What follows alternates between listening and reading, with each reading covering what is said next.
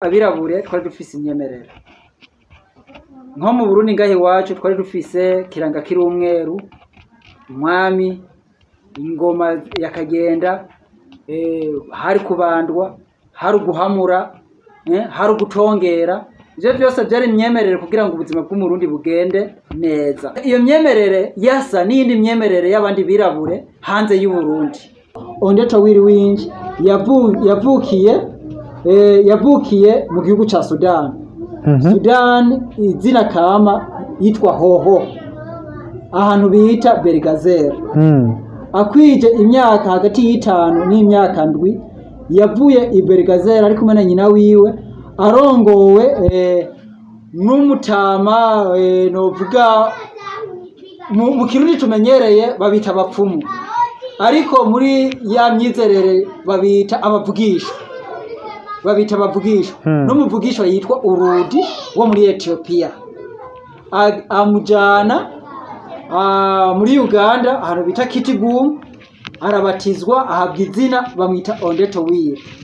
Bamaze kumubatiza akugwa muri Uganda azanwa muri Kenya Kisumu ahantu bita Kano ari naho rero yaciye atangura ibikorwa vyiwe ari umwana muto w'imyaka ndwi azarakora ibitangaza akagwiza ubufu ahantu butari akagenda karima ishamba rinini ari umwe ibintu by'ibitagaza nyene bitasobanukirwa mu nyuma bamwinjiza ku nguvu muri Katolika. Mu Kirundi initiation n'inkwatira cyangwa kwita izina muribuka yuko twari dufise imigenzo yo kwita izina imigenzo yo kumwimishatsi ibintu hamwe n'ivyo hanyuma umuntu akamenyekana ati uyu muntu azoba umuvurati uyu muntu azoba umupfumu azoba umuganwa azoba iki urumva ibi bintu by'imigenzo hamwe n'ivyo rero yarakorewe iyo migenzo y'ikinyafrika arivyo abuno munsi bita kubatizwa kugira ngo atangure ibikorwa vyiwe ngaha kuri iyi si.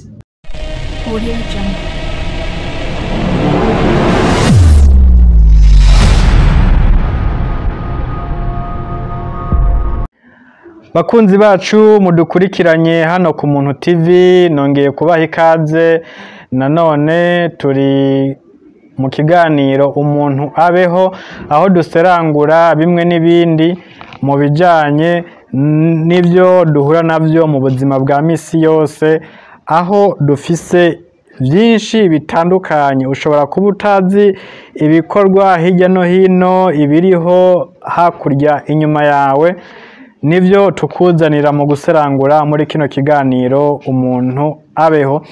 Je mwumva ndi Rukundo imbere yanyu dufise umutumire atwibwire tubandanye n'ikiganiro cacu kaza. Ku mazina yanje nko bisanzwe nitwa Mwene Mabira.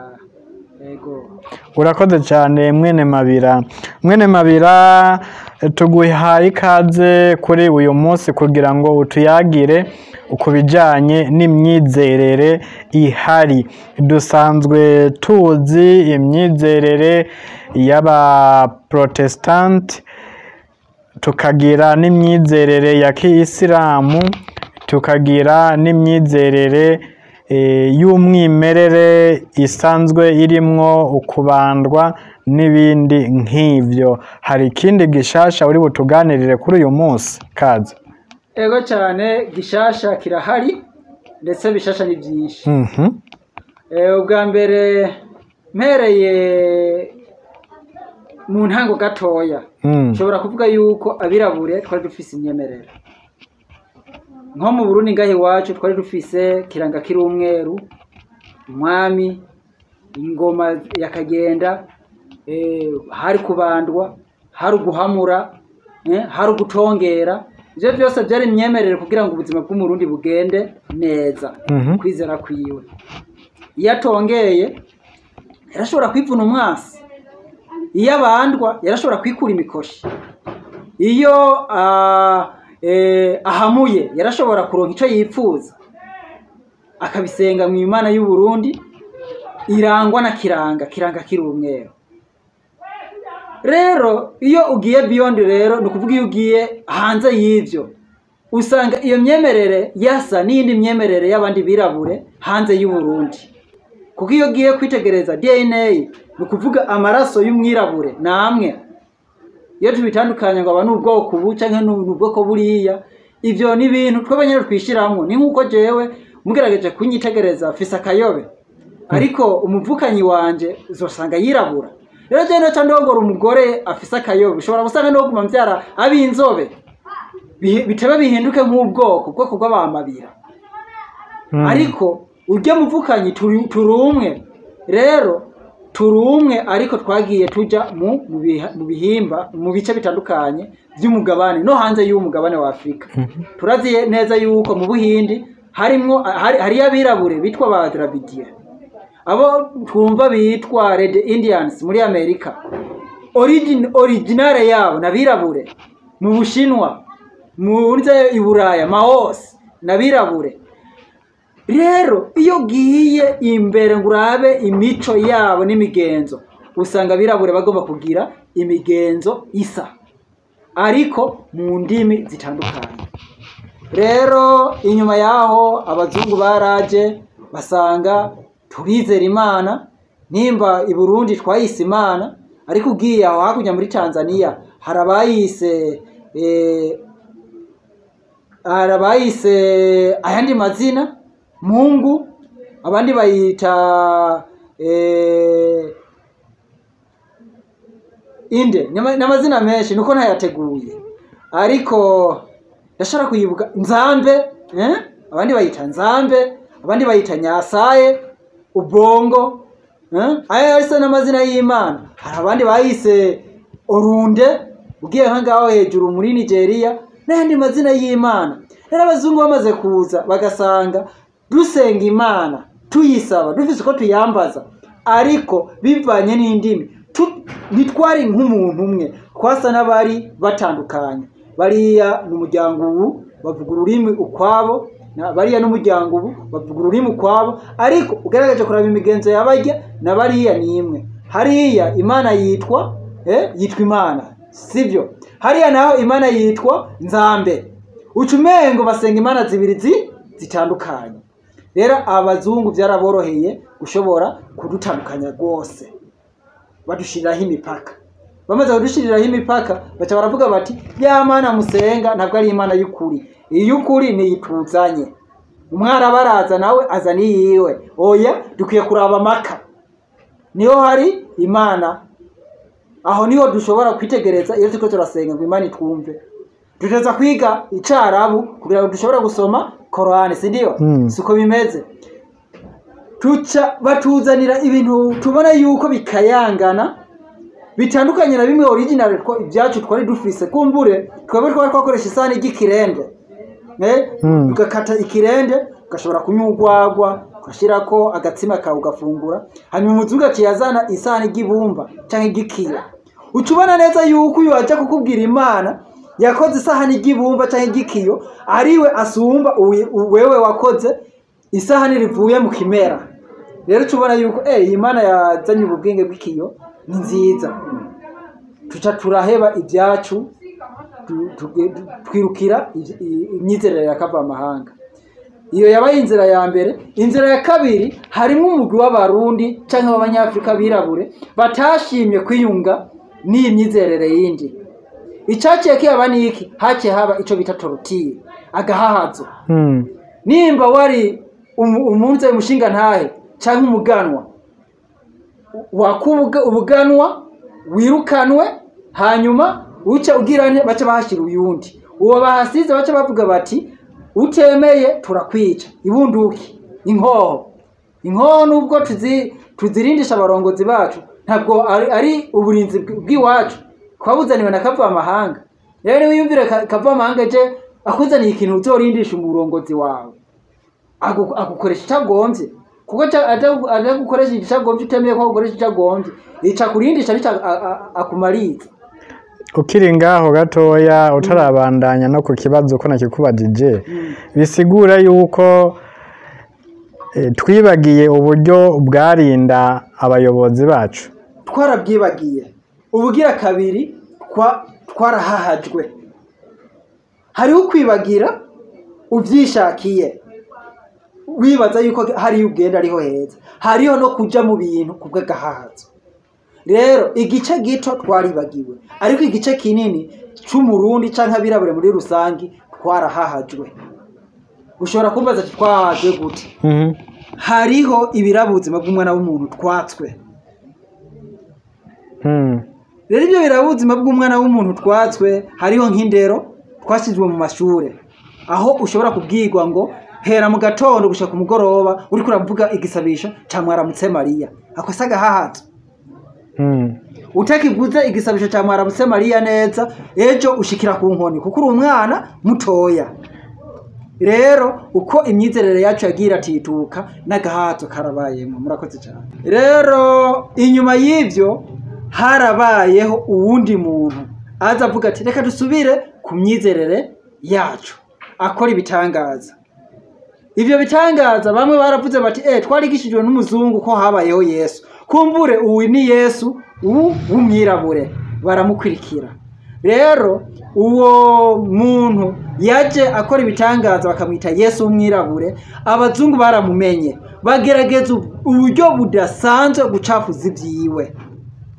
Baramwise umupfumu, baramwise umunyamareba, baramwise byinshi, baranahaje n'abamukurikira. Ariko iyo umuco watse ntushobora kuzima. Ni ngombwa uwo muco uzokwaka ukuri naho guhamba kurazuka.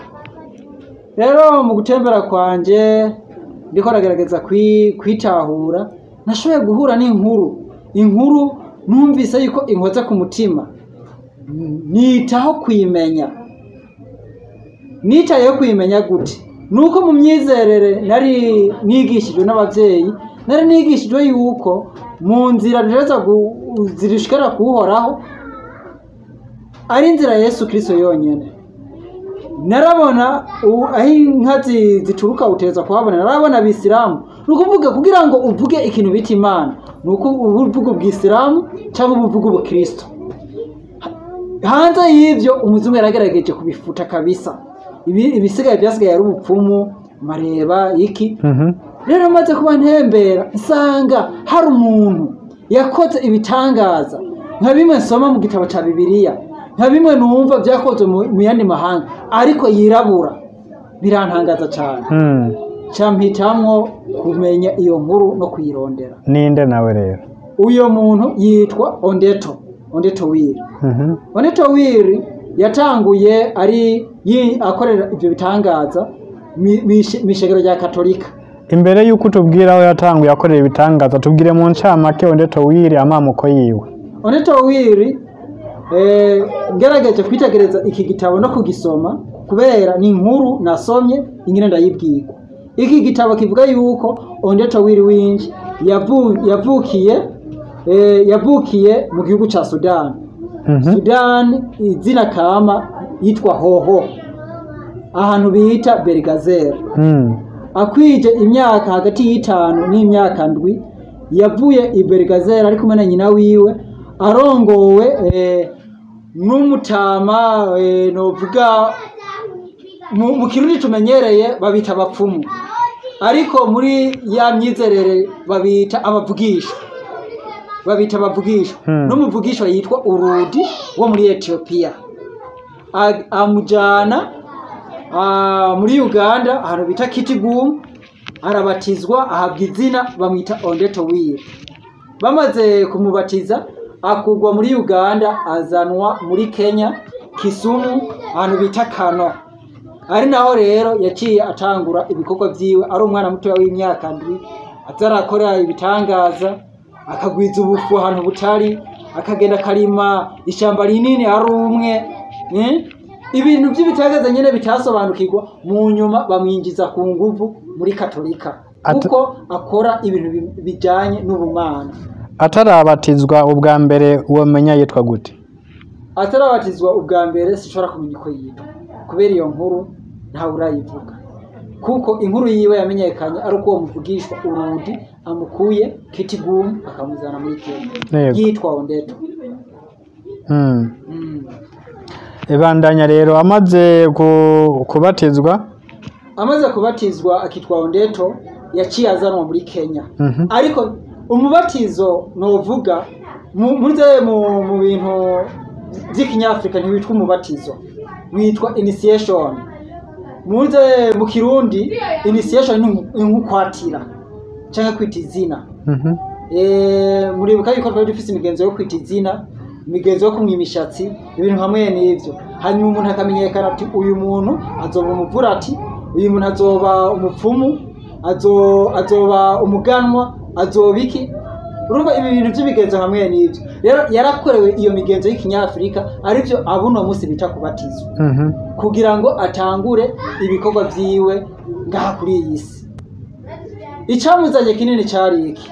Icamuzanye kwari ugushitsa ubuvugishwa bwanditse mu ngome z'abami ba kera cyane, aho havuga yuko abirabure bazogera igihe bakaja mu bukoroni, mu buja. Rero ukushika kwiwe ngaha kw'isi kuzotuma bava mu buja, rutangure ikindi gihe gishasha cyo kwibaka kumwirabure. Rero yavutse mu 1918 turi mu buja bw'abazungu aribwo bukoroni ngaha muri Afrika. Rero kuza kwiwe kwari ukudukura mu buja ubwa mbere bw'iminyororo yituboshe amaboko y'abakoroni, hanyuma ubuja bw'imyizerere, ari naco catumye yinjira muri iryo dini ryabo kugira ngo asohokane abantu bapotereye ngaho muri iryo dini ry'abakava amahanga. Acatanguza rero idini ryiwe ryari rifise iki? Igice kimwe imigenzo y'ikizungu, ikindi gice imigenzo y'ikinyafrika yitwa Regio Maria. Rero yatembeye akora ibimenyetso n'ibitangaza muri iryo dini rya Regio Maria. Abantu benshi baramukurikiye, nkuko dusoma mu gitabo cya Bibiliya yuko ababonye ibitangaza bya Yesu bamukurikiye. Harimo abo yahagije, harimo abo yakijije, abo yakirije abana, abo yakuye mu bukene. Naye n'uyo ndeto byagenze uko. Abamukurikiye harimo n'abakuru, aho usanga abajaji, abakuru, nogerageza kuvuga nk'uwabaye umuministre Raila Odinga, se wa Raila Odinga, yitwa Oginga Odinga, umushikiranganje. Yajanye nawe Kenyatta, yatemberanye nawe, abantu bakuru. Intumbero kwari kugira ngo Afrika ive mu bukoroni bw'abazungu. Nico gituma amaze gutanguza Regio Maria muri 60, nico kiringo Afrika nka yose yashoboye kuronka kwikukira. Biba turarose kwikukira kwa mbere ko mu buryo bwa politike. Haca haraba process yo kugira ngo tuve mu kwikukira kwa politike no mu kwikukira mu buryo by'imwemo akoresheje Regio Maria. Mu bya politika yitwa Regiko, mu by'imwemo naho yitwa Regio Maria. Regiko yaje izananye ibwirizwa shingiro abirabura bategetswe kugirako nibikukira. Uno musi Kenya barayigirako. Sinzi n'ibindi bihugu nka Uganda sindabitohoza, ariko Kenya ho namaze kubibona kuko nibo bamwakiriye, yari wabo, yakoreye byinshi wabo, barayigirako. Ariko kukubera tukiri muri ya systeme y'umuzungu barayihisha, so bakoresha iyo bwirizwa shingiro muri systeme y'umuzungu. Turatahura muri mu by'imwemu naho yatanguje Regio Maria, aho yababwiye bati aya masengesho mukora saa yacu, iyi myemerere turimo si yacu. Rero kugira ndabategurire yanyu ni mube munsi y'ukuguru kwa mama wanje ariwe bise Maria. Uyo bise Maria nuko bamwitiranije na uriya Maria yabyaye Yesu. Byumvikana yuko nyina wiwe yitwa ari nyina wa Yesu w'umunyafrika, baca bamwita Maria. Ariko uyo Maria izina giwe nyezina si Maria, yitwa Adok.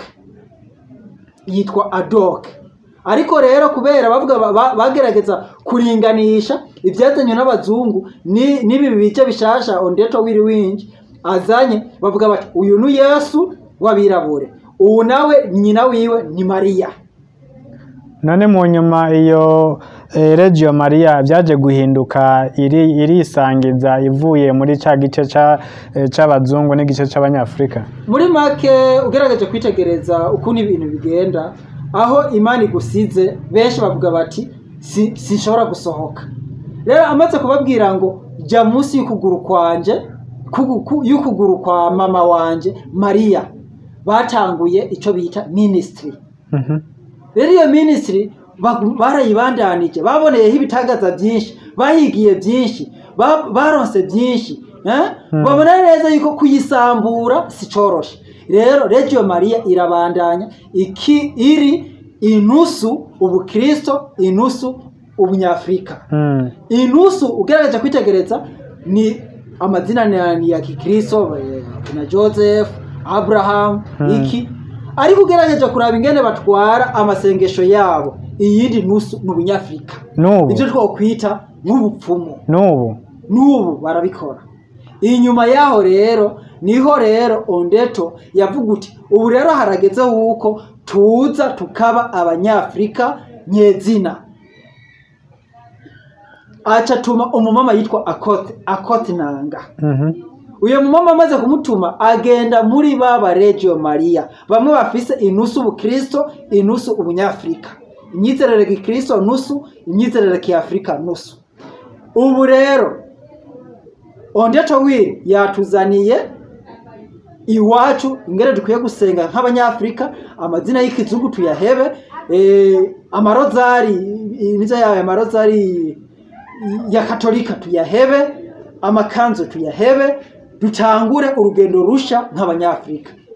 Ariko baca baravuga bati twebwe ubwacu tujya umushahara uvuye muri Roma, turi katolika yiyo nkoye, rero umushahara wacu uva i Roma, ntidushobora guheba icarimwe ngo tubivemwo ngo dutangure ibi bindi bishasha, tuzokwicwa n'inzara. Urumva niba kwa kudidinganya, kwa kutiyemera k'umunyafrika niko kwatumye banka kubiheba.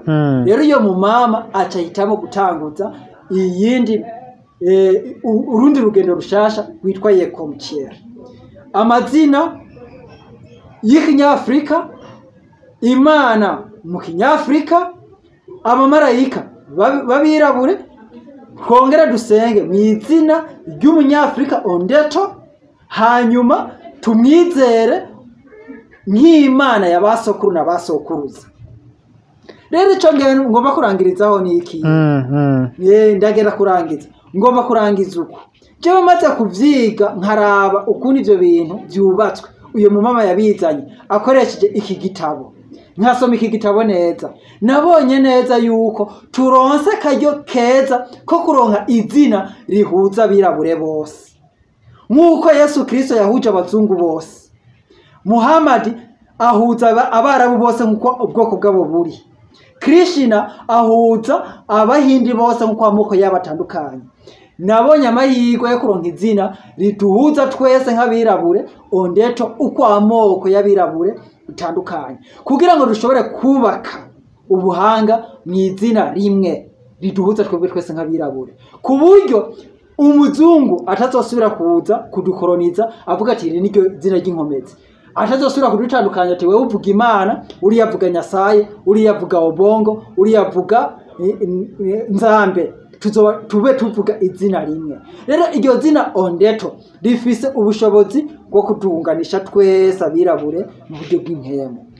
Kanatsinda iryo zina Ondeto ni izina riri mu rurimi rw'igikamba n'igikuyu ngaha muri Afrika. Cyane cyane ubwoko mu moko yo muri Kenya. Iryo zina ni Ndeto. Iyo ugiye kuraba muri izo ndimi y'igikuyu n'izina y'abakamba risigura ngo ijambo. Rero wongeje ko o nukuvuga n'umuntu yihinduye ijambo. Utubona no muri Bibiliya ko bavuga ngo Yesu ngo yari ijambo. Rero aje muri iryo zina mu ndimi z'ikinyafrika we ni ijambo. Ondeto risigura ijambo, Ndeto risigura ijambo. So wongeje ko o munze mu mazina y'ubwoko bw'abajaruwo rica rihinduka n'umuntu yitwa Jambo. Urakoze cyane. Iryo zina mu ncamake umunota umwe rirafasha abaryizera canke abarisaba? Rirafasha cyane. Gute? Uko rifasha, ubwa mbere rituma wewe wiyemera yuko uri kurasenga Imana y'abasokuru bawe. Ubugira kabiri rigufasha mu ntumbero yo kuvuga uti ubu rero ndafise userukira imbere y'Uhoraho, atari umuzungu, atari umuhindi, atari umwarabu. ukishurwa cyane. Sawa, urakoze, ngushimire kuri iki kiganiro duhaye mu nkundire tukigarukirize hano kuri kano kanya. Dusabe kuba dukurikiye murushirizeho gukurikirana ibiganiro byacu. Mu gihe gikurikiye tuzobaha ido nido ry'ivyemezo by'ukuntu abizera iri zina Ondeto Whirlwind bafashwa kubagizeye mu gusaba, mu gusenga no mu bikorwa byo mu buzima bwabo ubwa misi yose. Ijwi mwumva ni Rukundo, twari kumwe n'umutumirwa wacu Mwene Mabira, kandi ndabashimiye cyane ko mutwumviriza. Audio Jungle.